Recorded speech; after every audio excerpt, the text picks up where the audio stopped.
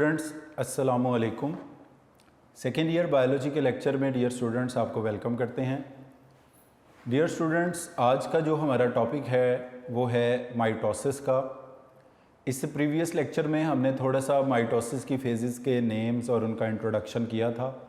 अब हम in phases को इन डिटेल डिस्कस करने जा रहे हैं। तो सबसे पहले डियर स्टूडेंट्स हम पढ़ेंगे कि माइटोसिस की डेफिनेशन क्या है। डियर स्टूडेंट्स, माइटोसिस एक ऐसा सेल डिवीजन का प्रोसेस है जिसमें एक पेरेंट सेल से दो डॉटर सेल्स बनते हैं। 2n का मतलब होता है डिप्लॉइड सेल। अगर ये एक डिप्लॉइड सेल डिवाइड करके दो डॉटर सेल्स बनाता है और वो दोनों सेल्स भी क्या होते हैं, डिप्लॉइड ही होते हैं। 2n सेल से दो सेल्स वजूद में आते हैं जो कि दोनों 2n सेल्स होते हैं। या इसी तरह अगर एक 1n हैप्लॉइड सेल है तो उससे माइटोसिस के नतीजे में दो डॉटर सेल्स वजूद में आते हैं, वो दोनों सेल्स भी 1n हैप्लॉइड होते हैं। तो दो डिप्लॉइड सेल, एक डिप्लॉइड सेल से दो डिप्लॉइड सेल्स पैदा हुए, एक हैप्लॉइड सेल से दो हैप्लॉइड सेल्स पैदा हुए। तो mitosis is a type of cell division in which one parent cell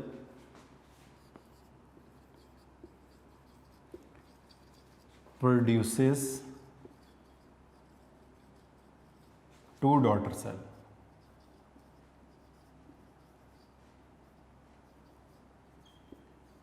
एक पेरेंट सेल से दो डॉटर सेल्स वजूद में आते हैं। It can take place in both haploid and diploid cell. ये प्रोसेस हैप्लॉइड सेल में भी हो सकता है और ये प्रोसेस डिप्लॉइड सेल में भी हो सकता है। तो mitosis is a type of cell division in which one parent cell produces two daughter cell. Haploid cell में भी माइटोसिस का प्रोसेस हो सकता है, डिप्लॉइड सेल में भी माइटोसिस का प्रोसेस हो सकता है। It ensures same number of chromosome, same number of chromosome in daughter cell. Same number of chromosome होंगे डॉटर सेल में। ये भी कह सकते हैं कि जैसी जेनेटिक इन्फॉर्मेशन पेरेंट सेल में होगी वैसी ही जेनेटिक इन्फॉर्मेशन डॉटर सेल में होगी। इट एंश्योर सेम नंबर, यानी अगर पेरेंट सेल में 46 क्रोमोसोम है तो डॉटर सेल्स दो बनेंगे, उनमें भी 46 क्रोमोसोम होंगे। अगर पेरेंट सेल में 23 क्रोमोसोम है तो डॉटर सेल्स दोनों में भी 23 क्रोमोसोम ईच सेल में पाए जाएंगे। तो mitosis is a type of cell division in which one parent cell produces two daughter cell. It can take place in haploid and diploid cell. It ensures the same number of chromosomes in daughter cell as were present in the parent cell. और ये जो type of cell division है ये होती है eukaryotes में, eukaryotic cell के अंदर। जो प्रोकैरियोट बैक्टीरिया का सेल होता है वो माइटोसिस मियोसिस नहीं करता, वो बाइनरी फिशन से डिवाइड करता है। यहाँ पर यूकैरियोटिक सेल होगा, एनिमल का, प्लांट का सेल। तो अब हम इसकी प्रॉपर डेफिनेशन की बात करें तो mitosis is a type of cell division in which one parent cell produces two daughter cell. It can take place in both haploid and diploid cell. The number of chromosomes in daughter cells are same as were present in the parent cell, and this type of cell division takes place only in eukaryotic cell. It will not take place in prokaryotic cell, यानी जिन cells में बाकायदा regular definite membrane bounded nucleus होता है, ये process उन्हीं sales में होता है। अब माइटोसिस के इवेंट में थोड़ा सा डिफरेंस होता है एनिमल और प्लांट सेल में। मेनली जो अब हम आगे पढ़ने जा रहे हैं, जिनकी हम डायग्राम्स बनाएंगे, वो हम एनिमल सेल्स की एग्जांपल लेंगे। लेटर ऑन हम इनका डिफरेंस स्टडी कर लेंगे कि एनिमल सेल में और प्लांट सेल में माइटोसिस के हवाले से क्या थोड़े डिफरेंसेस थे। अच्छा, इसके बाद ये डेफिनेशन बुक से भी देख लें। It is a type of cell division which ensures the same number of chromosome in daughter cell as that in present in parent cells. In spite of slight differences, major steps of mitosis are similar in plants as were in animal cell. However to avoid the confusion between, हम example ले रहे हैं animal cell की, it can take place in both haploid and diploid cell. अब यहाँ eukaryote का word missing है, आप ऐड कर सकते हैं। It is a type of cell division in eukaryotic cell, क्योंकि प्रोकैरियोटिक सेल में माइटोसिस का प्रोसेस नहीं होता। इसके बाद डियर स्टूडेंट्स, अब हम देखते हैं कि डायग्रामेटिकली आपको बताया था कि माइटोसिस को दो मरलों में डिवाइड करते हैं। पहले मरला इसका होता है जिसमें हम कहते हैं कि एक पेरेंट सेल जब इंटरफेज कंप्लीट कर लेता है, G1 phase complete, S phase complete, G2 phase complete, तब वो एंटर होता है माइटोसिस में। माइटोसिस की जिस फेज में वो एंटर होगा इसको कहा जाएगा कैरियोकाइनेसिस। कैरियोकाइनेसिस का मतलब होता है डिवीजन ऑफ न्यूक्लियस। कैरियोकाइनेसिस का मतलब है डिवीजन ऑफ न्यूक्लियस। तो कैरियोकाइनेसिस की जो फर्स्ट फेज आती है वो आती है प्रोफेज। सबसे पहले जो कैरियोकाइनेसिस की फेज हम डिस्कस करेंगे वो है प्रोफेज। मगर इससे पहले हम देखेंगे कि डायग्रामेटिकली लास्ट लेक्चर के भी एंड में आपको बताया था कि हमें कैसे पता चलेगा कि इस सेल में इंटरफेस कंप्लीट हो गई है और ये अब माइटोटिक फेज़ की कैरियोकाइनेसिस फेज़, कैरियोकाइनेसिस की पहली फेज़ प्रोफेज में आ गया है। तो अब ये जो अगर आप किसी सेल को देखते हैं इस तरह से, ये सेल की जो सेल मेम्ब्रेन है इसको कहा जाता है प्लाज्मा मेम्ब्रेन, और इसमें ये न्यूक्लियस के अंदर जो मेम्ब्रेन है इसको कहते हैं न्यूक्लियर मेम्ब्रेन,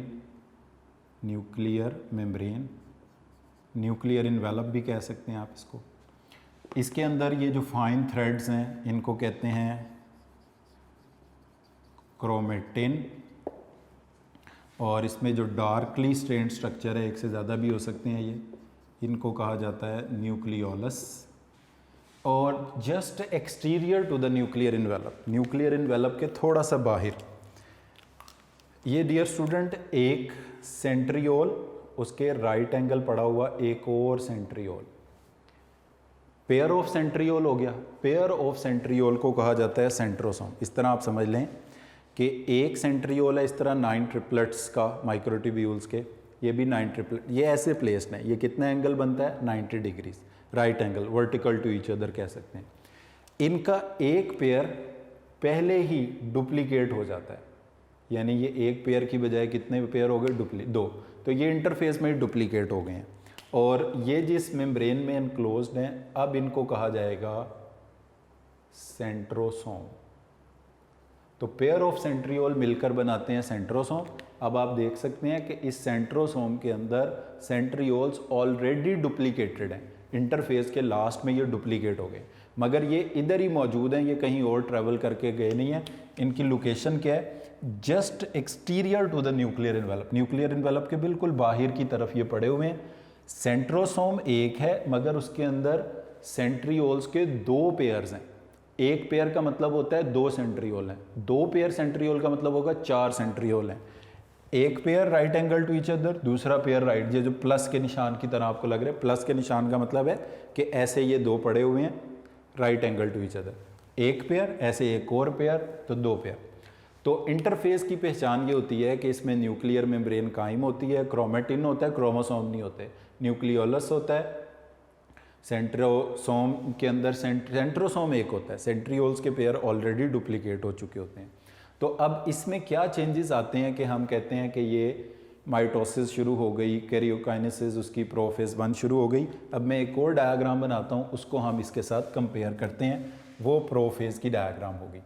तो सबसे पहले तो ये होता है कि ये सेल थोड़ा सा स्फेरिकल से इलोंगेटेड शेप में आ जाता है, सेल अपनी शेप को चेंज करता है and cell become elongated, slightly elongated cell हो जाता है।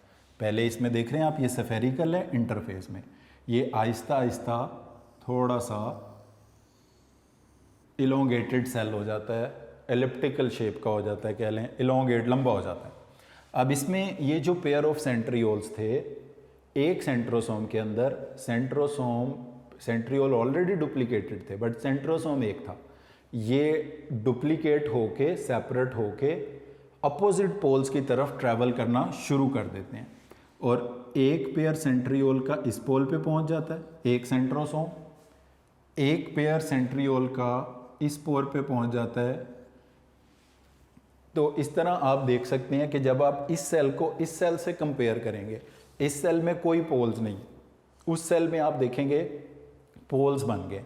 अब आप इन पोल्स का कोई नाम रख लें, अपर पोल लोअर पोल कह लें, राइट पोल लेफ्ट पोल कह लें, कुछ भी, सुपीरियर इंफीरियर इंटीरियर पोल, कोई, यानी दो पोल्स डिफाइंड हो गई हैं, बाइपोलैरिटी क्रिएट हो गई।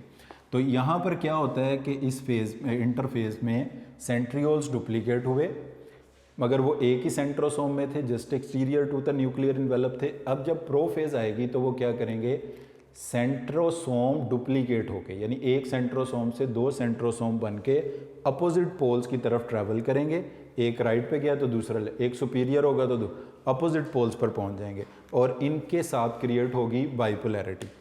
अब इनके साथ कुछ छोटे छोटे फाइबर्स होंगे जो इनको इस प्लाज्मा मेम्ब्रेन के साथ कनेक्ट कर देंगे। ये था सेंट्रोसोम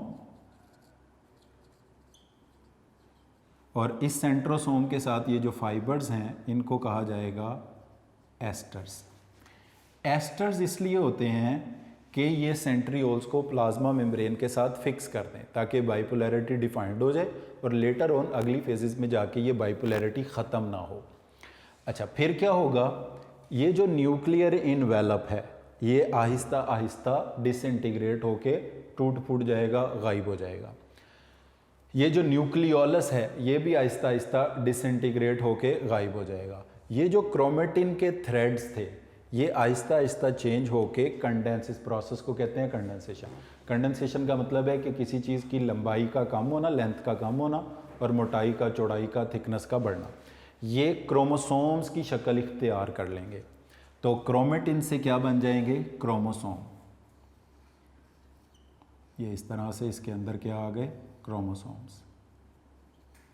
अच्छा, अब आप देख सकते हैं, इसको कंपेयर करें उससे, उस डायग्राम में आपको न्यूक्लियर इनवेलप, न्यूक्लियोलस नज़र नहीं आ रहा, इसमें नज़र आ रहा है।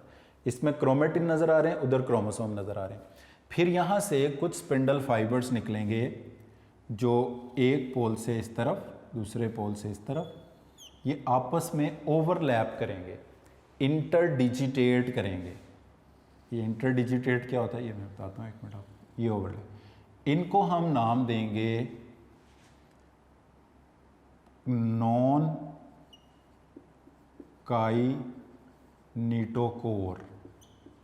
या इनको कहते हैं पोलर माइक्रोट्यूब्यूल्स या स्पिंडल फाइबर्स भी कह सकते हैं आप, फाइबर्स भी कह सकते हैं सिर्फ।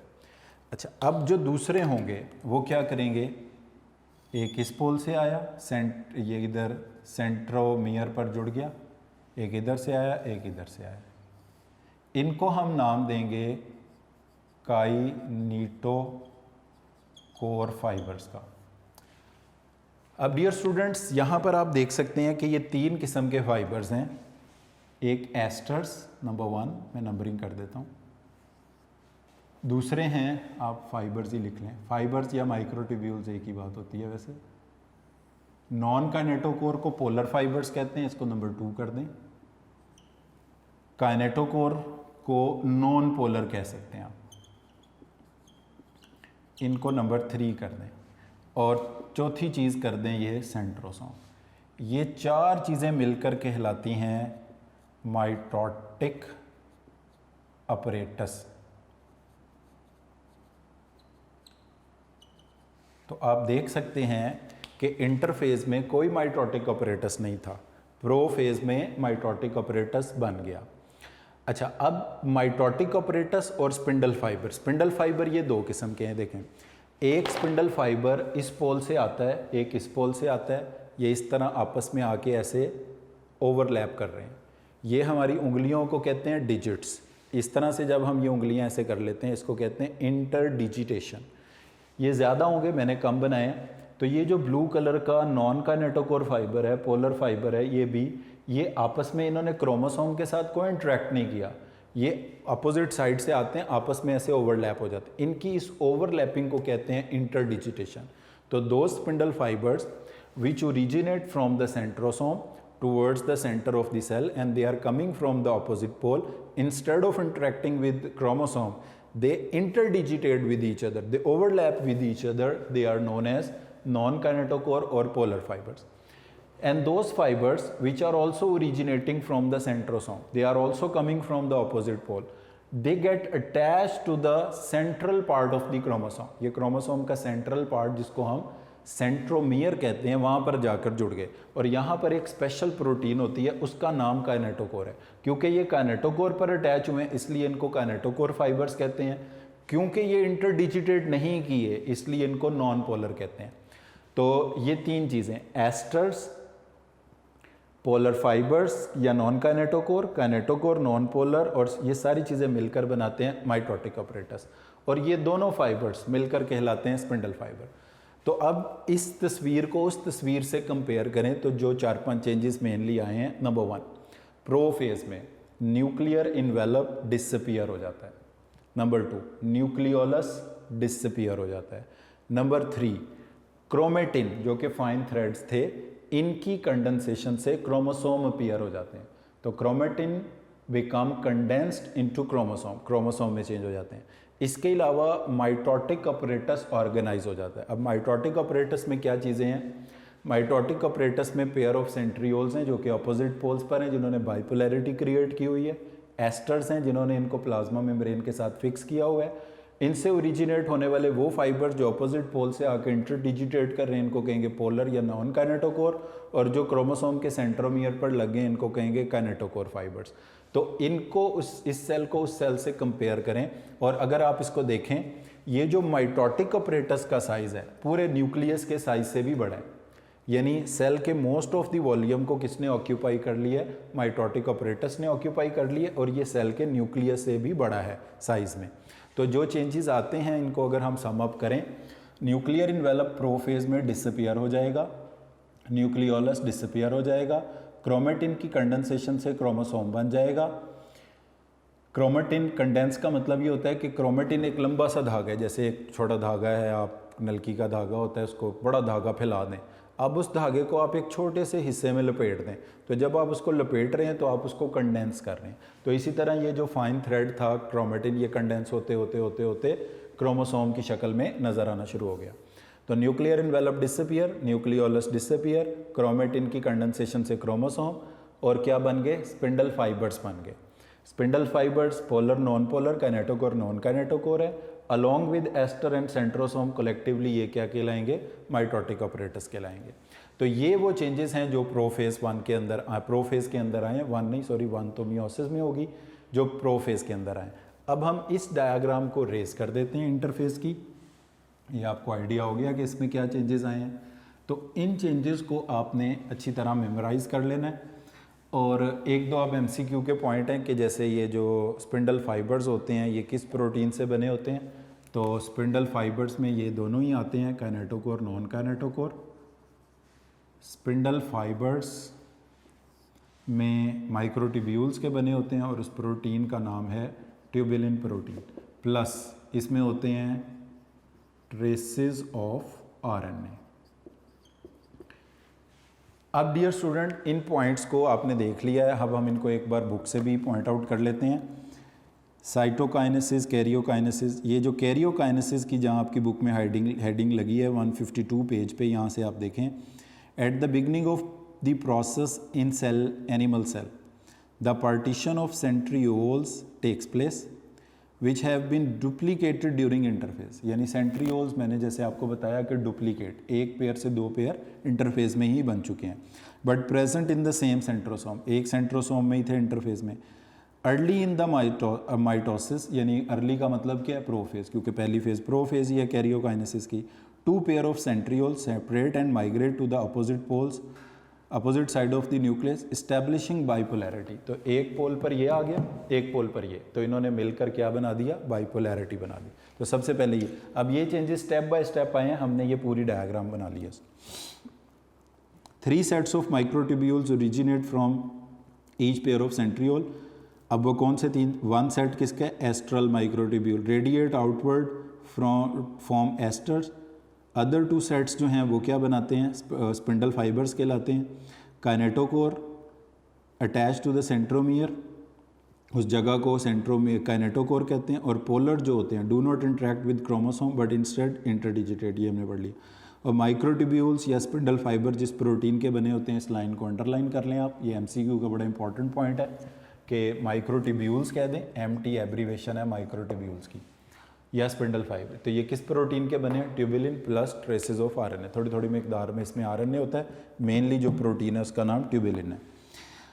अच्छा, ये जो स्पेशलाइज माइक्रोट्यूब्यूल्स के स्ट्रक्चर हैं, एस्टर, स्पिंडल फाइबर और अलोंग विद द सेंट्रोसोम, इनको कलेक्टिवली कहते हैं माइटोटिक अपरेटस। ये एक और लाइन है, अंडरलाइन करें, माइटोटिक अपरेटस, दिस इज का मतलब है mitotic apparatus is larger than the nucleus, nucleus से भी बड़ा है, is designated to attach and capture the chromosome. ये अब क्रोमोसोम इसके अंदर हैं सारे और स्कैटर्ड पोजीशन में है, ये इनको अलाइन वगैरह आगे करेगा। अच्छा, अब आ जाएं आप प्रोफेज में। प्रोफेज को हम कहते हैं non dividing phase of the cell cycle of chromosomes are not visible even, यानी इंटरफेस के अंदर जो क्रोमोसोम थे वो इवन इलेक्ट्रॉन माइक्रोस्कोप से भी नज़र नहीं आते थे और कोई स्टेन उन पर अप्लाई, क्रोमेटिन बारल नज़र आता था। तो क्रोमेटिन कंडेंस होके, ये एक एमसीक्यू का पॉइंट है कि क्रोमोसोम कितनी लेंथ के हो सकते हैं, 0.25 से लेके 50 माइक्रोमीटर तक इन लेंथ ये क्रोमोसोम हो सकते हैं, यानी क्रोमेटिन की कंडेंसेशन से क्रोमोसोम बन जाते हैं। ये हमारा पहला पॉइंट हो गया। उसके बाद eight the beginning of prophase chromosome become visible and thicker, वही सारी बात लिखी हुई है, हैविंग टू सिस्टर क्रोमेटिड। वो टू सिस्टर क्रोमेटिड क्यों है वाला, क्योंकि वो पीछे इंटरफेज की एस फेज में डुप्लीकेट ऑलरेडी हो चुके हैं। हर क्रोमोसोम के पास दो दो सिस्टर क्रोमेटिड्स हैं। दो दो सिस्टर क्रोमेटिड्स का मतलब है कि एक क्रोमोसोम, दो क्रोमेटिड्स और दो डीएनए के मॉलिक्यूल हैं, क्योंकि ये एस फेज से गुजर चुके हैं। और एस फेज से गुजरने से पहले इसमें एक क्रोमोसोम, एक एक क्रोमेटिड और एक ही डीएनए का मॉलिक्यूल था। अच्छा, उसके बाद ये towards the end of the prophase जो चेंजेस आएंगे, nuclear envelope disappear, nuclear material cytoplasm में आ जाएगा, न्यूक्लियोलाइड डिसअपियर, माइटोटिक ऑपरेटस जैसे बताया आपको ऑर्गेनाइज हो जाएगा, cytoplasm become more viscous and more thick, यानी ये वाली जो शेप है ये वाली सारी अपीयर हो जाएगी। तो ये चेंजेस प्रोफेज में आते हैं। फिर मैं समराइज कर देता हूँ, टोटल 5 चेंजेस ये बनते हैं मोर और less. Nuclear envelope disappear, nucleolus disappear, chromatin की कंडेंसेशन से क्रोमोसोम, और क्रोमोसोम की लेंथ जो है वो 0.25 माइक्रोन से 50 माइक्रोन तक हो सकती है। और इसके साथ माइटोटिक ऑपरेटस ऑर्गेनाइज हो जाएगा। माइटोटिक ऑपरेटस में ये सारी चीज़ें आती हैं। साइटोप्लाज्म बिकम मोर विस्कस, ज़्यादा गाढ़ा हो जाएगा, थिक हो जाएगा। तो ये चेंजेस सारी प्रोफेज में आती हैं।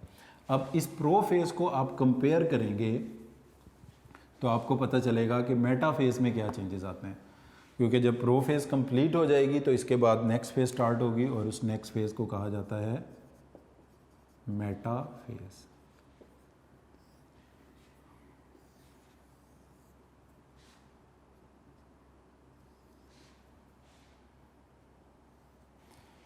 अच्छा, ये सेंट्रोसोम के साथ जो फाइबर्स लगे हुए हैं इनको हम कहते हैं एस्टर्स,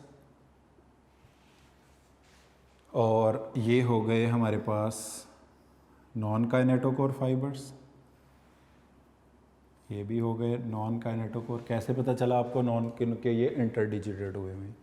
और ये हमारे पास क्रोमोसोम, ये भी क्रोमोसोम, इसके साथ जो लगे हुए हैं इसको हम कहते हैं काइनेटोकोर। तो डियर स्टूडेंट्स, ये कौन सी फेज़ है, मेटाफेज। आपको कैसे पता चलेगा, इस फेज़ को इस फेज़ से कंपेयर करें। अगर क्रोमोसोम बिखरे हुए हैं, स्कैटर्ड हैं, तो प्रोफेज है। अगर क्रोमोसोम दरमियान में, ये मैं डॉटेड लाइन लगाता हूँ यहाँ पे, इस सेंटर वाली लाइन को कहते हैं इक्वेटर,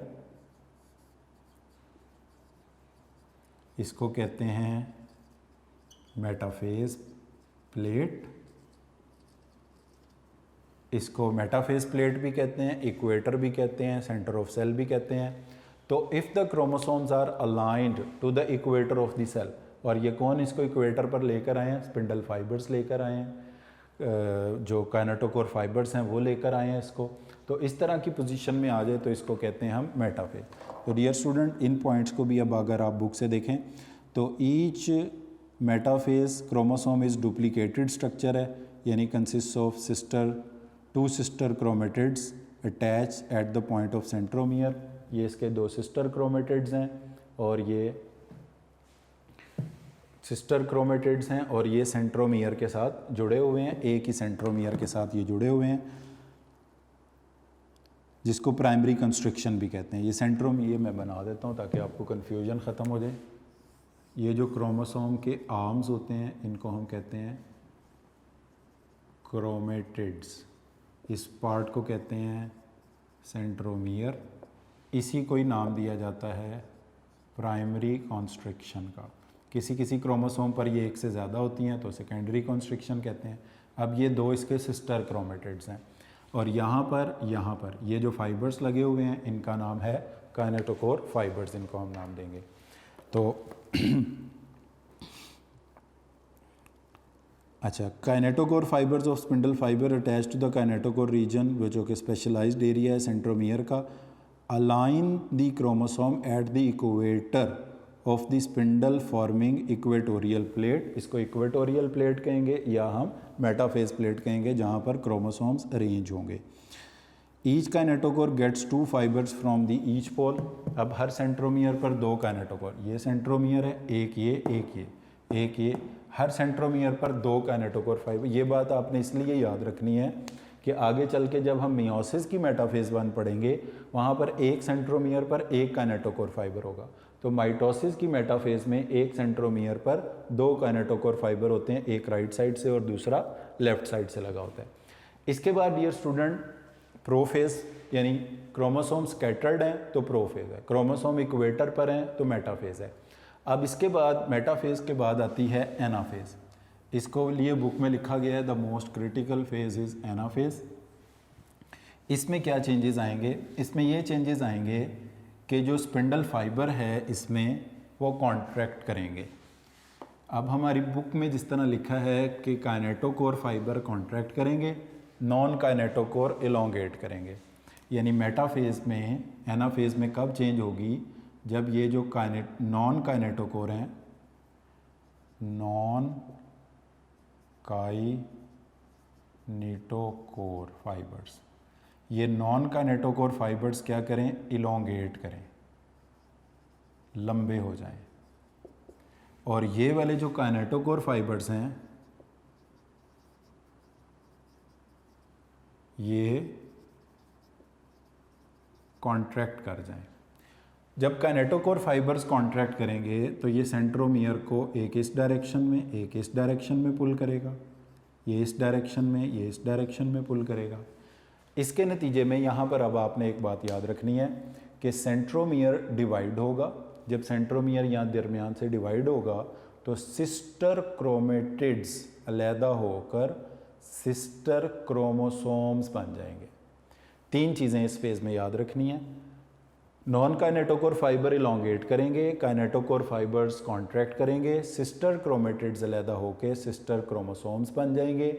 यानी फ्रॉम 1 सेट ऑफ क्रोमोसोम, अगर 46 क्रोमोसोम का एक सेट था तो 46 क्रोमोसोम्स के 2 सेट्स बन जाएंगे और they start moving towards the opposite pole. और वो कैसे चेंजेस हमें ये नज़र आएंगे? इस तरह से ये सेल्स इलोंगेटेड हैं, ये pair of centriole, aster fibres, इधर भी pair of centriole, aster fibres, ये हो गए नॉन काइनेटोकोर और इनकी इंटरडिजिटेशन बढ़ गई है। ये इतने थे तो इस तरह इलोंगेशन से इंटरडिजिटेशन बढ़ती जा रही है।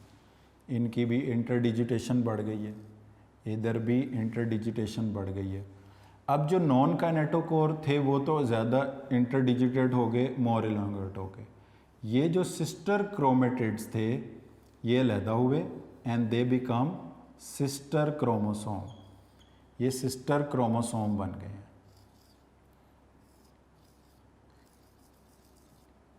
तो एनाफेज़ की पहचान क्या है कि एनाफेज़ एक तो सबसे अहम फेज़ है, सबसे क्रिटिकल फेज़ है चारों में से, प्रोफेज़, मेटाफेज़, एनाफेज़, टीलोफेज़ में से। और इसमें होगा क्या कि ये होगा कि kinetochore fibre contract, non kinetochore elongate, interdigitation बढ़ जाएगी, सेंट्रोमियर डिवाइड होगा, सिस्टर क्रोमेटिड अलहदा होंगे, सिस्टर क्रोमेटिड से सिस्टर क्रोमोसोम बन जाएंगे and they start moving towards the opposite pole. इसको कहा जाता है एनाफेज़। तो एनाफेज को भी आप ये ज़रा बुक से देख लें। Most critical phase of mitosis है ensure the equal distribution of chromatids into daughter cell, kinetochore fibre of spindle fibre contract during their respective pole, at the same time जो पोलर यानी नॉन काइनेटोकोर हैं elongate करके exert करेंगे force on the sister chromatid and are separated from the centromere. As a result sister chromatid travel towards each pole. वो एक line यहाँ लिखी नहीं है कि सिस्टर क्रोमेटिड से सिस्टर क्रोमोसोम बन जाएंगे।